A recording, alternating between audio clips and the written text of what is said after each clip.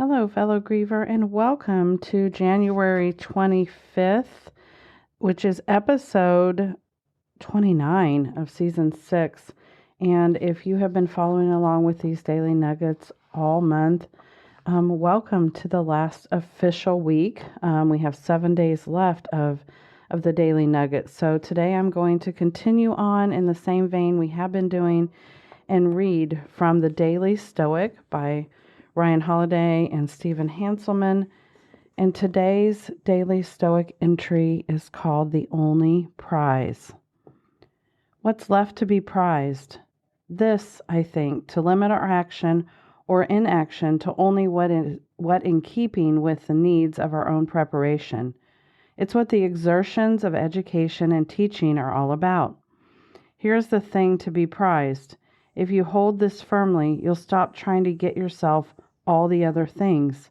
If you don't, you won't be free, self-sufficient, or liberated from passion, but necessarily full of envy, jealousy, and suspicion for any who have the power to take them.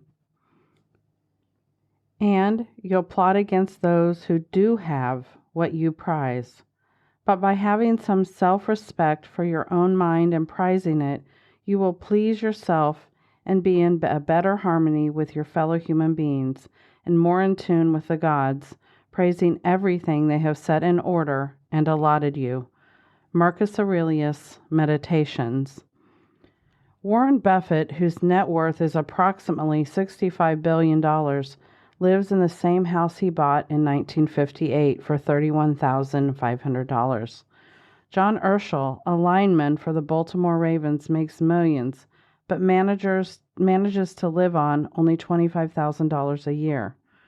San Antonio Spurs star Kawhi Leonard gets around in a 1997 Chevy Tahoe he's had since he was a teenager, even with a contract worth some $94 million.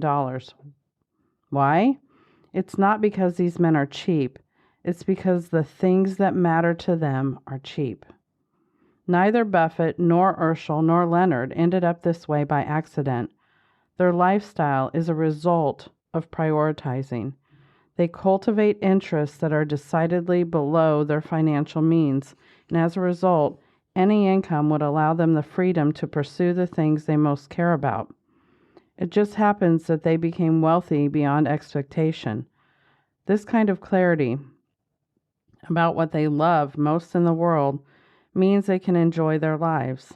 It means they'd still be happy even if the markets were to turn and their careers were to be cut short by injury. The more things we desire and the more we have to do to earn or attain those achievements, the less we actually enjoy our lives and the less free we are.